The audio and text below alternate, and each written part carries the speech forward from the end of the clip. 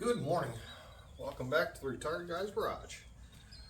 Well, hopefully by the time you see this video, I'll have figured out a way to end my argument with being able to upload videos from my phone to the computer. Had a bunch of several videos on the Trans Am build that are hopefully going to be uploaded before you see this one. Any amount of luck, that's the way it'll work out. Anywho's, we have updates. The Trans Am has, for the most part, been finished. Still have a few things to do. Have a rip boot on the air intake that's going to need to be fixed. But we are done. I have to, as a matter of fact, the project for today is going to be installing a double DIN radio in the dashboard. This is going to be kind of the test case. This is the guinea pig, so to speak, because I'm going to be replacing the dashboard anyway. So if I screw it up, I've got to put the new dash in anyway, and I'll hopefully figure out the right way to do it by then. Anyhows, what we got?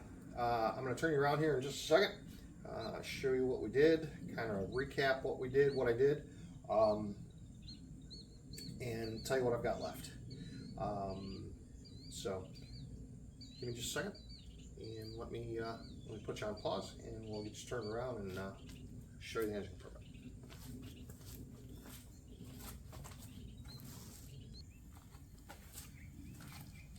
All right, so let's kind of recap here real quick.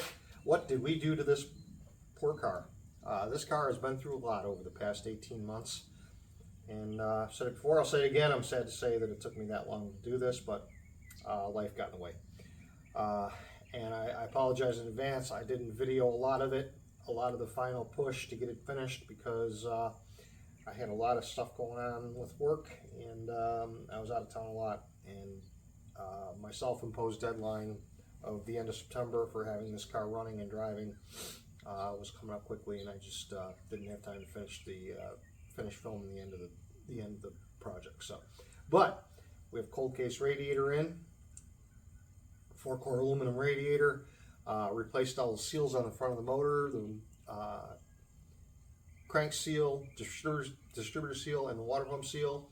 I have actually driven it a little bit. It's in limp mode because the mass airflow sensor is disconnected. Unfortunately, that's the only way it'll run, because there's a hole in that hose and it doesn't want to run otherwise. But so we replaced the seals, installed a harmonic balancer repair sleeve on the harmonic balancer, because that was all gouged up from an old seal. Got that done, and my goodness gracious, cleaned up some wiring. I have some external wiring. I don't know why, but it's always been like that. Like this, it's been like this since I owned the car. There is actually a switch under the dashboard that turns on the air conditioning compressor, which the air conditioning still works in this car. But after sitting for 18 months, it probably needs to be charged. So we'll get to that. But cleaned up that wiring. There was a yellow wire. If y'all want to go back and look at it from the previous videos, there was a yellow wire just kind of running across the top of the engine. And I've since cleaned that up, loomed it, and zip tied it along so it semi looks factory. But what else? Wow. Yeah. And if any of you all are thinking about upgrading your radiator in one of these F bodies, I would highly recommend it. Cold Case, not a sponsor. I wish. So I, paid for this out of my own money. Obviously, with everything, I don't have sponsors. But I did end up getting it off of Facecam Marketplace, and that's not a dig. Don't be starting the hate mail. Not a dig on Facebook, but I don't know if y'all have noticed, but there's a ton of scammers on Facebook lately. Facebook Marketplace lately, so be careful.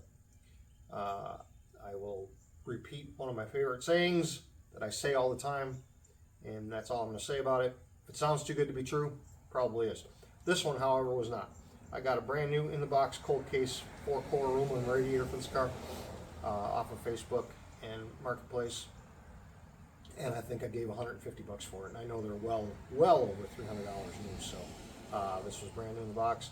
If any of you all are thinking about upgrading your radiator in one of these, you know they're prone. These LT1s are prone to overheating and running hot. It's just the nature of the beast after they got some age on them. But that was next to the frame. That was probably the best upgrade I did during this project.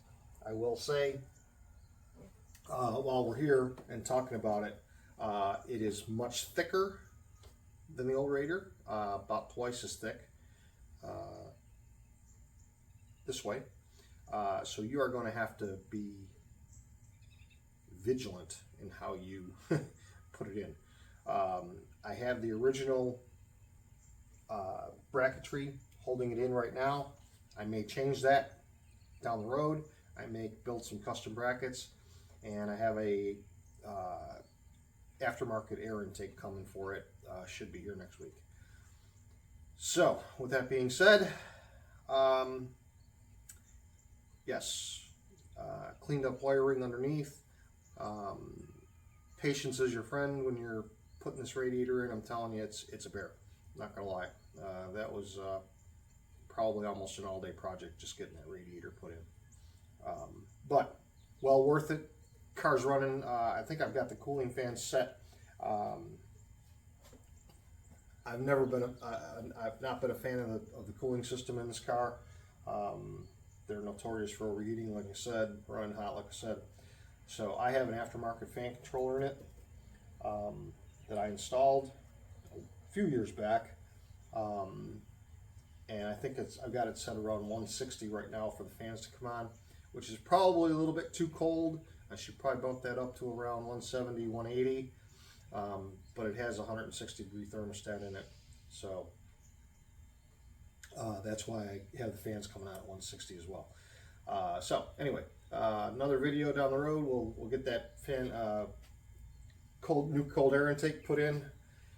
So what do we got left to get this finished up? So I have a list over there on the whiteboard, but we've got an oil sensor that needs to be put in. It's the oil level sensor on the side of the oil pan's leaking, so we got a new one of those to put in. Doubled in radio, that's going to be today's project. We finished up the underhood wiring, that's all set. I've got 2 front tires to match the back tires that need to go on yet, but that's not me. Unfortunately, I don't have a tire machine to be able to do that stuff, so I'll have to take that over to my local shop here and have that done by them. It's going to need a front end alignment. I can tell just by driving it, way too much negative camber. I'm going to need to get some more positive camber in it. But other than that, it drives really well. And we're going to need to do, for you younger lads and lasses that don't know what this means, we're going to have to do a LOF, or a lube oil filter. And there actually are lube points now. Tie rod ends have lube points. The sway bar has lube points, so there actually are things to lube on here. So that being said, let's get started on the radio. All right. So this is going to be a little bit of an upgrade. Not a little bit, quite a big upgrade actually. We're going to get rid of this Kenwood. Beautiful stereo, great sound. Kenwood Exelon, I think it's called. Anyway, but it's time to get a more modern doubled-in radio in, and just bring the car up into the current century. As far as stereos go, so nothing wrong with it. Works great, sounds great, but we're gonna get a doubled in there. It'll be touchscreen. It'll have blue teeth. This one does too, but I don't know. I've got 2 different radios. I've got I believe it's a Pioneer.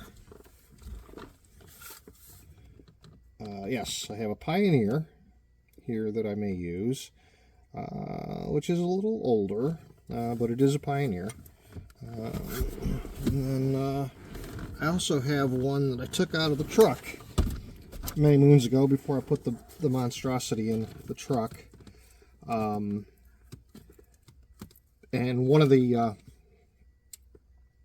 and this one actually is a pretty nice radio. It's a Chinese radio, but it is a pretty nice radio. Ironically, it's got a DVD player. Forgot about DVD CD player. I forgot about that. So this one we may I'm kind of leaning toward using this one, but we'll see. So first things first, let's get this old radio out. So be careful when you're popping this out. You kind of want to stick in there if you want to get. Not going to be reusing this, but it is really in there. Okay. So yeah, you won't be reusing this, and as you can see, I broke it.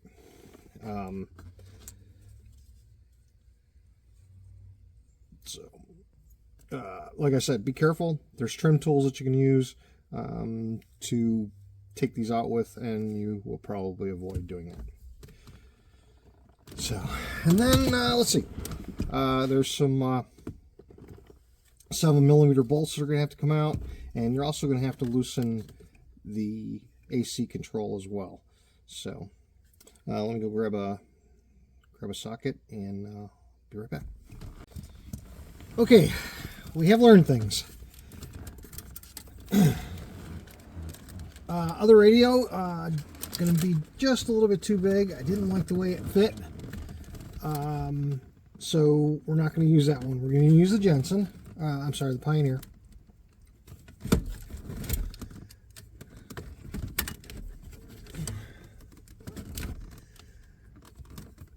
It seems to fit in there pretty darn good.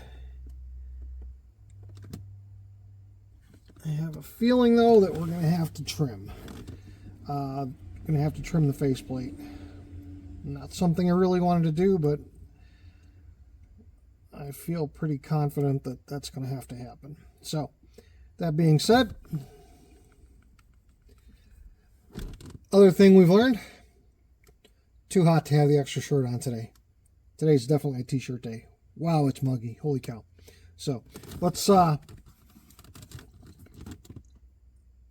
take the radio back out, and we'll put the plug on the bench, get the wiring harness situated, get it plugged in, make sure everything works before we start trimming the faceplate. And we'll go from there. Stick with me. All right. Everything appears to be lining up, hopefully. Appears, notice I said appears, to be lining up. So, and the depth, I believe, is going to be we're going to be in good shape. So front to back, so this way, I think is going to be good when the faceplate goes on. Let me see if I can do this one-handed. I did have to trim this bracket a little bit because, and I may trim it just a hair more. It looks, should be all right. The alignment dowel on the faceplate needs to go in there, and that bracket was blocking it for some reason. I don't know why. But other than that, it looks good. Looks like we can move it if we need to. So, fingers crossed. All right. Now it's time for my favorite. Oh, let me see if I can do this one-handed. Probably not. There we go. Okay, so I'm not going to snap it in because I don't want to take the chance on breaking it, taking it back off again. But as you can see, it looks like it's going to line up. May still have to trim this area a little bit. I'm not sure yet. But there again, like I said, we'll find out once I get it the rest of the way in. So, but for now, wiring. All right, I wish I could tell you there's some big secret. You got to have, the secret handshake to be able to put all this together, put all this wiring disaster. I know it looks like a lot right now, but it's really not. 4 of these sets of wires are speaker wires. So left, right, front, rear. Thankfully, it wasn't like this in the old days, but thankfully, nowadays, they have made these wiring colors pretty much universal to the best of my knowledge. So I do not know what this long green wire is for, so I'm going to cut it. Yeah, that's what I'm going to do with that. So basically now it's just a matter of stripping. Like I said, you can butt connect these, do it however you like to do it. Me personally, I am going to solder these and shrink wrap them and use heat shrink tubing on them. So that's how I'm going to do it. Feel free to do it however you, I mean, not everybody knows, soldering has, some of an art to it. So not everybody knows how to do that. So, yeah, feel free to use butt connectors or twist connectors, however you want to do it. Just make sure they don't come apart. So just a matter of cutting, splicing, and soldering. So we'll get back when we're ready to put it back in the car and see if it works. Stick around. All right. So we got all the connections made, with the exception of a couple. Mute has to be tied into the car. And I'm going to hold off on doing the powers and the grounds because I'm going to have to get power and ground to the steering wheel control. So I'm going to hold off on doing those until I get it in the car. And then there's that miscellaneous green wire that we don't know what that's for. And then we have the purple and white wire that is for the backup camera, which I am not going to do at this moment in time. So, with that being said, should you care, and you should, the speakers, it should be noted, have positive and negative, just like a battery. So, the speaker wires, the 2 gray wires, one has a black stripe, 2 white wires, one has a black stripe. Same with the car side, the radio side. They're marked appropriately, so make sure you're there anyway, so just hook them up the way they're supposed to be and won't have any issues. Especially on factory speakers, not a bad idea to make sure the polarity is correct on them. So, alright, with that being said, let's get this in the car. Plug it into the radio, make final connections in the car, and let's make sure the radio works before we make our final install. Well, there you have it. There is the finished product. I had to take the radio back out and readjust the bracketing so it was sitting out where the faceplate is supposed to be. It's not perfect, but it's close enough for government work. Let's leave it at that. So I'm not really thrilled with the radio. I don't think it's working completely, so we'll have to start looking around for another one. But for the time being, it's better than it was. Better than what was in there. I'm still gonna have to pull it back out again. I've got to hook up the new microphone. Of course, the microphone that was with the old radio, it was a different size plug, so it didn't fit, of course. So we're gonna have to get in there and run the wire for the new microphone. So, but anyway, that's gonna finish it up for this video. So, all right, stick with me and we'll finish it out. That's gonna wrap it up for this video. So just basically kind of went over what it takes to swap over a 93 to 02 Firebird, Camaro, Trans Am. They're all pretty much the same with slight variances, but certainly a job you can do on your own. I have complete confidence in y'all that y'all can do it. All right, so a couple things I forgot to mention when I was going over what was done to the Trans Am while getting it back down on the ground and on all 4 wheels. I did flush the radiator. It's been sitting 18 months, so I figured why not. Got some Blue Devil Complete Radiator Flush. Got this off the old Amazon website. So basically I just poured this in first, filled the radiator with water so I wasn't wasting coolant, because this thing takes the Dex coolant and it's a little more expensive than the good old green coolant naturally. So, got it, ran it, got it up, I filled it, bled it, got it up to operating temperature, let it run for a few minutes, and let it cool down per the directions. And got the radiator cap off, I drained the radiator, and did it again. Put a second can of the Blue Devil cooling system flush in it, filled it back up with water, again ran it, bled it, got it up to operating temperature. Probably both times I let it run about an hour or so, and seemed to do a pretty good job. Even though the car had been sitting, like I said, the car had been sitting for about a year and a half, so I wanted to get that cooling system flushed out. Next thing is, so I wanted to make sure it was good, as clean as it possibly could be with, when I was ready to put the deck scroll back in it. And the other thing I did, when I filled the cooling system, again, none of this stuff is sponsored, so don't be, yelling at me or anything like that. I didn't get paid for any of this stuff. I paid for all this stuff out of my pocket, just like the whole project. So I did add 2 bottles of Hypercool Super Coolant. It's a Rizlone product. I've seen several folks use it and they swear by it. And like I said, I'll tell you, before the last time I drove this car, it was running hot all the time. It was crazy.